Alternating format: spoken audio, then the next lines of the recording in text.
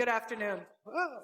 Welcome to the regularly scheduled meeting of the Community Development and Regulatory Services Committee for today, April 5th. I've been joined by council members Cano, Fry, and Reich, which is a quorum of the committee. We have a number of public hearings today, as well as a number of consent agenda items. So I'll move the consent agenda. This is item 13, which is the recommended licenses for approval. Items 14 and 15, which are changes to our home improvement programs and our rehab support programs. These changes will allow us to serve more people and buy down some interest. Item 16 are deletion in addition to parcels from the Minneapolis Housing Replacement Tax Increment Financing Districts. Item 17 is a small increase in funds for the sewer correction encroachment on a land sale we had before us recently. And item number 18 is rental license dwelling conditions. Are there any items anyone would like to pull 13 through 18? Seeing none, on the motion to approve the consent agenda, all in favor signify by saying aye. Aye. Any opposed? Those items are approved. We'll then move on to our public hearing agenda, starting with item number 1, which is the 2016 Consolidated Action Plan. Matt, welcome. Madam Chair and members of the committee, before us today is the 2016 Consolidated Plan Action Plan. It's the application to HUD for our 2016 funds from the Community Development Block Grant, Home Investment Partnerships, Emergency Solutions Grant, and the Housing Opportunities for Persons with AIDS. The public hearing today is required before submission of the plan to HUD on April 16th.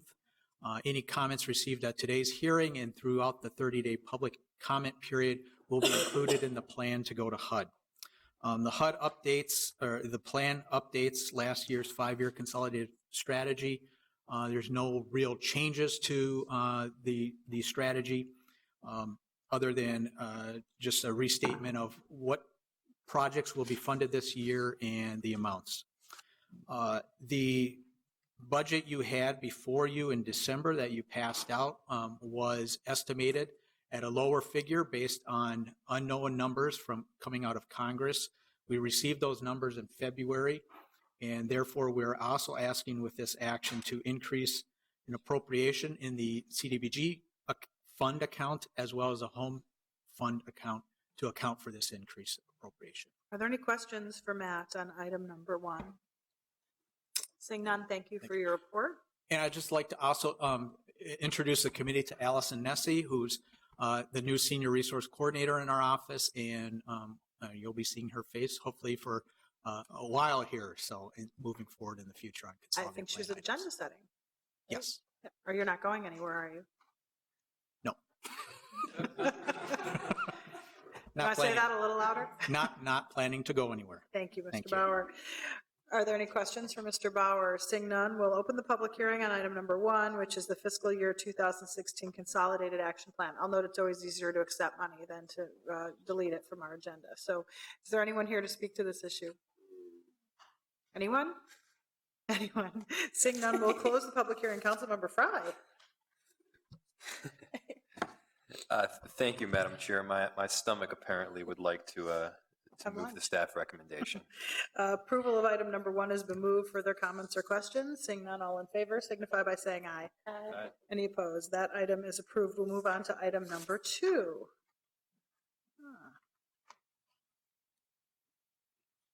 You're doing the report on Glenwood? Pardon me? Is it? It's okay. Hi. I go by this house every day, so I'm super interested. Chair Goodman, members of the committee, this is a land sale for 2008 Glenwood, which we are recommending sale to PRG Inc. 2008 Glenwood, we marketed through the Home Ownership Works program. It would be rehabbed in order to be in compliance with the Home Ownership Works program, and then sold to an owner-occupant at 80% AMI or below. I'll take any questions at this time. I'm just wondering, it looks like this was a gimmick house. I go by it every day, so it looks like a new build almost. It is. It was originally constructed in 2003. And that's part of the reason why we wanted to rehab it through the HOW program in order to ensure that it remains as affordable housing. Are there any questions on item number 2 for Ms. Kimball? Seeing none, thank you for your report. We'll open the public hearing on item number 2, which is a land sale at 2008 Glenwood Avenue North. Is there anyone here to speak to this issue? Anyone? Anyone? Seeing none, we'll close the public hearing. Councilmember Frye. Thank you, Madam Chair. I'd like to move approval of this item. Approval of item number 2 has been moved. Further comments or questions? Seeing none, all in favor signify by saying aye. Aye. Any opposed? That item is approved. We'll move on to item number 3, which is also affiliated with item number 4 and item number 5. Thank you, Madam Chair. Apparently, I'm pretty excited about this project. But get it off your plate and closed, I I bet. apologize for that. The Hawthorne Eco Village Apartments Affordable Housing Project, proposed by Project for Pride and Living, will be located at the southeast corner of the Lyndale-Lowry intersection in the Hawthorne neighborhood of North Minneapolis. This project is part of the larger Hawthorne Eco Village, which is a multi-phased project consisting primarily of single-family new construction and rehabilitation designed to create affordable green residences. The Eco Village is designed as a sustainable, innovative neighborhood focused on green living, natural systems, resident health, and cultivating a strong sense of community. Eco Village Apartments is a new construction project consisting of 75 units of affordable rental housing. The units will be located in a single 4-story, 71-unit building, and there will be an additional four townhouse units on the site. There will be a mix of 0, 1, 2, and 3-bedroom units, all affordable at or below 50% AMI.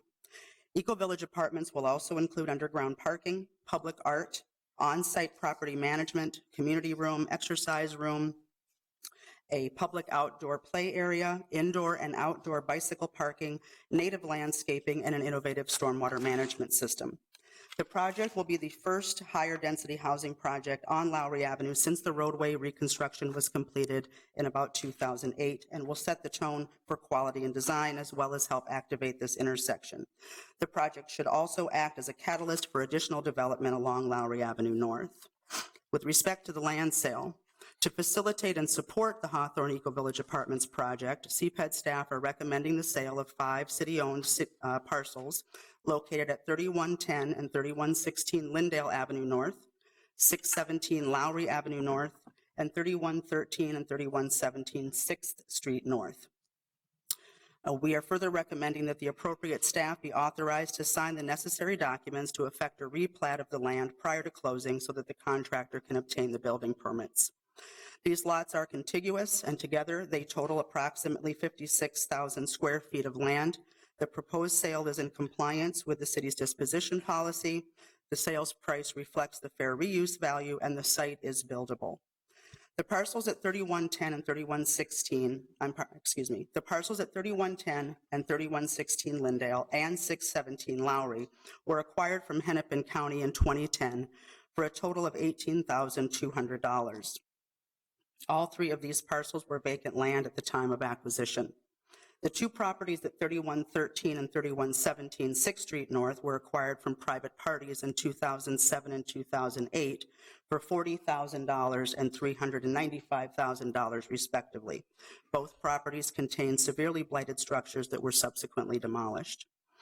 PPL Hawthorne Eco Village LLC has submitted a complete offer to purchase for all 5 parcels and is offering the fair reuse value. Additionally, they have demonstrated that the project has secured all necessary financing. The project is prepared to close within the next 60 days and construction would begin immediately thereafter. Again, we are recommending the sale of all 5 city parcels. Perhaps you could go through each of the reports. Oh, you want me to do all? I Certainly. think so, unless the Absolutely. clerk objects. And I'll go ahead and if it's all the same to you, I'm going to forego the project description. I don't need to do that 3 times. With respect to the bonds, the developer, Project for Pride and Living, has requested, and CPED staff are recommending approval of tax-exempt multifamily housing entitlement revenue bonds in an amount not to exceed $6.8 million. The total development costs for the project are approximately $17.6 million, and the bonds are being requested to assist the project in meeting the 50% test. The 50% test simply states that 50% of the total project cost must be financed with bonds. Our bonds, together with the housing infrastructure bonds issued by the state of Minnesota, enable the project to meet this required test. The housing revenue bonds also carry an automatic allocation of 4% low-income housing tax credits, which for this project will generate about $6.6 million in syndication proceeds. These proceeds are equity to the project.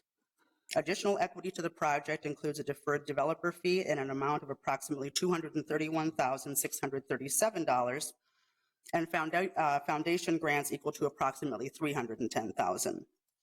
The city's bond allocation will be a short-term issuance with a 24-month term that will act as a construction bridge loan whereby costs will be paid from the bond proceeds, and the bonds in turn would be secured and paid off upon construction completion with the second tax credit equity installment and the city's trust fund loan. The project's financing package also includes a HUD multifamily accelerated process mortgage provided by Minnesota Housing.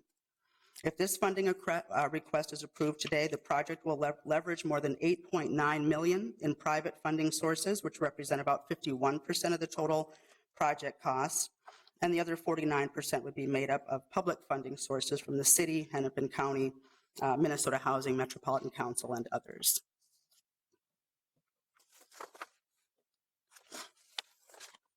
And you also have before you today a request for tax increment financing. We're seeking approval of the Hawthorne Eco-Village Apartments TIF Plan, authorization to issue a limited pay-as-you-go TIF note in a principal amount not to exceed $722,300, and approval of the redevelopment contract terms. Excuse me. The Hawthorne Eco-Village Apartments TIF Plan establishes a new housing TIF district within the already existing West Lowry Avenue redevelopment project area. The new district will consist of 5 parcels of city-owned land located at 3110 and 3116 Lindale Avenue North, 617 Lowry Avenue North, and 3113 and 3117 6th Street North. Per statute, we have provided notice of the opportunity to review and comment on the plan to the City Planning Commission, Hennepin County Board, Minneapolis Board of Education, the Hawthorne Neighborhood Council, and other interested parties. The City Planning Commission has opined that the TIF plan is consistent with the Minneapolis plan, and we have received no other comments. The estimated total development cost for the project is just over $17.6 million. Developer equity into the project, again, is in the form of a developer fee of just over $231,000 and foundation grants of approximately $310,000. The analysis of the request determined that the site does qualify as a housing TIF and that the project will eliminate blight, provide affordable housing, and enhance the pedestrian experience at this important node. We further determined that the project as proposed would not be feasible without public financial assistance because of the significant gap between available resources and the total development cost. We are recommending tax increment financing in an amount not to exceed $722,300. The TIF would be provided to the project through a pay-as-you-go note with an interest rate of about annual interest rate of 4.15%, and the note is projected to be paid off with 26 years of tax increment collections. The TIF would be used to help pay eligible project costs. Are there any questions for Ms. Galasper on the land sale, the bond issuance, or the tax increment proposal? Seeing none, this has been going on for 3 years now, so I think people have heard quite a bit about the project, so thank you very much for your report. We'll open the public hearing on items number 3, 4, and 5. This is a land sale to facilitate the Hawthorne Eco-Village Apartments affordable housing project on the 600 block of on Lindale and Lowry. We'll also take up the issue of the tax-exempt multifamily housing entitlement bonds, as well as the tax increment. Is there anyone here to speak on items 3, 4, or 5? Anyone? Anyone? Seeing none, we'll close the public hearing. Councilmember Reich. Madam Chair, I move this item before us. Items 3, 4, and 5 have been moved by Councilmember Reich. Further comments or questions? Seeing none, all in favor signify by saying aye. Aye. Any opposed? Those items are approved. Thank you very much, Barbara, and your team for being here today. Hopefully you'll get closed in the next 60 days. We'll move on then to our regulatory services public hearing, starting with item number 6, which is Clockwork Brewing. Mr. Wilson. Madam Chair, we have an application by Homies Brewery LLC, doing business as Clockwork Brewing, for an on-sale liquor license for a brewery tap room, Class E, with off-sale malt liquor sales for growlers, for a location at 25 North 4th Street, Suite 100. This is the storefront space directly next door to the 1st Precinct Police Station. We've had alcohol in this site before. The Belmore was the most recent alcohol licensee in this space. This premise will include a full brewing operation and seating for up to 70 people. Common hours of operation at this time are planned to be from 4 p.m. to 12 a.m. Monday through Friday, and 12 p.m. to 12 a.m. Saturday and Sunday. This LLC has 10 owners. 2 of them are principal owners, Brent Miklich and Lonnie Menaresa are the principal owners, and Lonnie will be the manager of this facility. A public hearing is required for this new brewer tap room. We did send notices to all residents and property owners within 400 feet of the premises. We also notified the Downtown Minneapolis Neighborhood Association and the Warehouse District Business Association. We received no responses for or against this application. They seem to meet all of our requirements, and staff's recommendation is to approve the application. Are there any questions for Mr. Wilson on item number 6, which is a new license? Seeing none, we'll open the public hearing on item number 6, which is a new license for Clockwork Brewing. Is there anyone here to speak to this issue? Someone is signed in. Who's Lonnie? Would you like to say something? Not necessary at this point, but thank you. Anyone? Seeing none, we'll close the public hearing. Councilmember Fry. Thank you, Madam Chair. This is a particular location that we're really thrilled to have you guys. We need to get some more eyes on the street in this area, some more activity happening, and not to mention if we didn't have enough great beer already, we're thrilled to have even more. So thank you for your contributions, and I'm very happy to move forward this approval for Clockwork Brewing. On the motion to approve, all in favor signify by saying aye. Aye. Any opposed? That item is approved. On to item number 7, Gist Fermentation. Mr. Wilson. Thank you, Madam Chair. The Gist Fermentation Bar at 25 East 26th Street is seeking an expansion of premises for a sidewalk cafe. They are currently validly licensed with on-sale wine and strong beer Class C2 at 25 East 26th Street. A public hearing is required for this application. We notified all persons within 300 feet of this address. We received, and the Whittier Alliance and Business Association, and we received 1 response in support of the application. Staff's review of the application finds that it meets all of our requirements for a sidewalk cafe and recommend approval. Are there any questions for Mr. Wilson on item number 7, which is an expansion of premise? Seeing none, we'll open the public hearing on item number 7. Is there anyone here to speak to this issue? Anyone? Seeing none, we'll close the public hearing. Councilmember Cano. Thank you, Madam Chair. I would like to move the approval of this application forward. Item number 7 has been moved. Further comments or questions? Seeing none, all in favor signify by saying aye. Aye. Any opposed? That item is approved. We'll move on to item number 8. Thank you, Madam Chair. We have another sidewalk cafe application to expand the licensed liquor premises at the James Ballantyne VFW post, which is located at 2916 Lindale. They have submitted a plan that was approved by our traffic engineering department, and they will have 25 tables and 61 chairs along the Lindale frontage of their VFW club. We notified all persons within 300 feet of the establishment and the Lowry Hill Neighborhood Association, the Whittier Neighborhood Association, the Lynn Lake Business Association, and the Lake Street Council. From that notification process, we received no responses for or against. The staff's recommendation is that the committee approve this application. Are there any questions for Mr. Wilson on item number 8?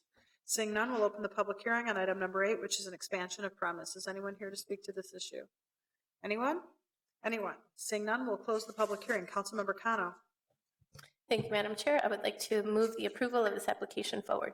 Item number 8 has been moved. Further comments or questions? Seeing none, all in favor signify by saying aye. Aye. Any opposed? That item is approved. We'll move on to our last public hearing on this section, which is item number 9, the Butcher Block. Mr. Wilson. Madam Chair, the Butcher Block Restaurant at 308 Hennepin Avenue East, a licensee at this location for approximately 7 years, is seeking to expand their business from 308 into 310 East Hennepin Avenue. They're asking to permanently expand the interior seating capacity and to add expand the sidewalk cafe. A public hearing is required for this application. We notified all persons within 300 feet of the premises and the Nicollet Island East Bank Neighborhood Association and the Northeast Minneapolis River District. We received no response for or against this application from that process, except that just prior to the meeting today, we did receive a letter from the Nicollet Island East Bank Neighborhood Association supporting this application. So it was too late to include it in your packets today, but I wanted to mention it, and I'll make sure that the city clerk has a copy. Are there any questions for Mr. Wilson on item number 9? Seeing none, we'll open the public hearing on item number 9, which is an expansion of premise. Is there anyone here to speak to this issue? Anyone? Please step forward, state your Thank name you. and address. Joe Pingatar, one of the owners of the Butcher Block.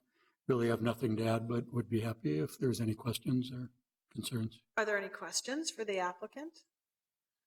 Doesn't look that way. Congratulations on Thank you doing the very much. Sidewalk Cafe. It's a great addition. Is there anyone else here to speak to this issue? Seeing none, we'll close the public hearing. Councilmember Fry. Thank you, Madam Chair. Not only am I within 300 feet, I'm hands down far and away the closest resident to this particular business entity at about 8 feet away from the door.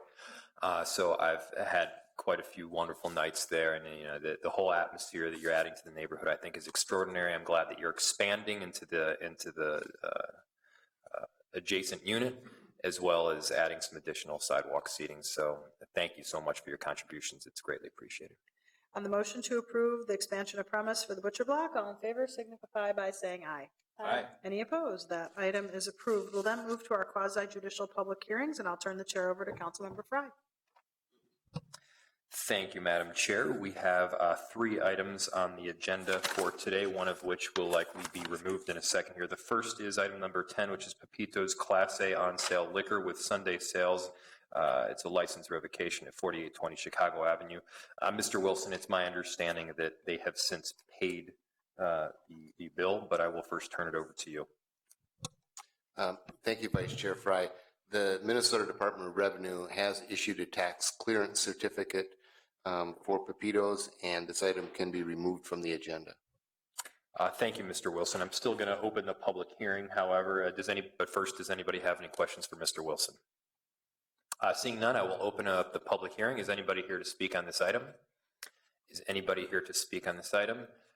Clearly, there's nobody here to speak on this item, so I'm going to close the public hearing and move to delete it from the agenda, given that it has been approved, given that the bill has been paid.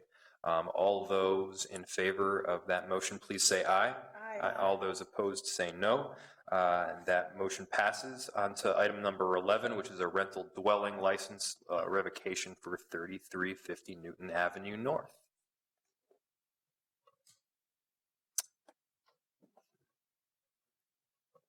Thank you for being here. Good afternoon, Madam Chair, committee members. The property involved in this action is 3350 Newton Avenue North. This is a single-family licensed property. The resident in this matter, Craig Peterson, is the owner of record and obtained a license to operate the property as a rental business in March 2012. On July 9th, 2015, the Hennepin County Sheriff's Office executed a search warrant at the property. During the execution of the search warrant, Sheriff's deputies discovered several weapons in Mr. Peterson's possession. Mr. Peterson was prohibited from possessing weapons and was arrested on probable cause charges. On August 6, 2015, a first notice of conduct on the licensed premise was sent to Mr. Peterson. The notice informed Mr. Peterson that the July 9, 2015 incident was in violation of Minneapolis Code of Ordinances 244.2020, Section A, Number 6, which prohibits the unlawful possession, transportation, sale, or use of weapons on a licensed property. The notice instructed Mr. Peterson to submit a written management plan within 10 days and return it to Crime Prevention Specialist Luther Kruger, per Minneapolis Code of Ordinances 244.2020, Section C. Also, the notice informed him that failure to submit the written management plan may result in the City Council taking action to deny, refuse to renew, revoke, or suspend the rental license for the property. Mr. Peterson failed to submit written management plan, and on October 29, 2015, a notice of revocation was sent to him via U.S. and certified mail. The notice was returned as unclaimed and unable to forward. The notice was also posted on the rental dwelling, giving him 15 days to file an appeal. No appeal was received, At this time, the city is requesting revocation of this license, and I'd be happy to answer any questions. Thank you, Ms. Dowling. It seems like it's relatively cut and dry, both from a substantive as well as a procedural standpoint, but I certainly will enter if anybody has any questions for Ms. Dowling. No? Thank you. Thank you. This is a quasi-judicial matter, and because of that, we'll only be hearing facts that have already been presented to the administrative law judge at a prior hearing. So we may only hear from either you or your representative. It's the shortened version. Is an individual or representative of the business here to speak today? Is the owner representative here? It's clear that the owner representative is not here. And I will move the staff recommendation, which is a revocation. Any discussion on that topic? Seeing none, all those in approval, please say aye. Aye. Aye. All those opposed say no. And that item passes. The third and last item for today is a rental dwelling license revocation on 7211 Queen Avenue North, and Ms. Dowling is here to present. All right. Hello again, Madam Chair, committee members. The property involved in this action is 2711 Queen Avenue North. This is a residential single-family dwelling. The respondent, Cedric Thomas, is the owner of record and obtained a license to operate the property as a rental business in January 2014. On July 16, 2014, an inspection was conducted, which revealed several interior and exterior violations, resulting in the issuance of an order giving the respondent until August 17, 2014 to comply. From August 2014 to December 2015, a number of re-inspections occurred, resulting in warning letters, extension letters, new orders for failure to have a rental license, and additional internal permit violations, as well as 5 administrative citations totaling $4,250. The citations were neither paid nor appealed. The unpaid administrative citations are in violation of Licensing Standard 11 of Minneapolis Code of Ordinances 244.1910, Section 11, Letter A. On November 25, 2015, a notice of director's determination of noncompliance was sent to the owner. The owner was given 10 days to come into compliance by paying the pending assessments based upon the total amount due and owing of $4,675 for the 2015 levy year. On January 26, 2016, a notice of revocation was sent to the owner via U.S. and certified mail. The notice was also posted on the rental dwelling, giving the owner 15 days to file an appeal in this matter. The owner did not appeal the revocation action, and at this time, the city is requesting that the license be revoked. If you have any questions, I would be happy to answer. Thank you, Ms. Dowling. Any questions for staff? No. Seeing none, I will say once again, this is a quasi-judicial matter, and we're only allowed to hear evidence that has already been presented at a previous hearing, and that's all we're going to be hearing. Is there a representative or the owner that is here to present today? Any representative of the owner? No. So I will close the public hearing, and I will move the staff recommendation forward.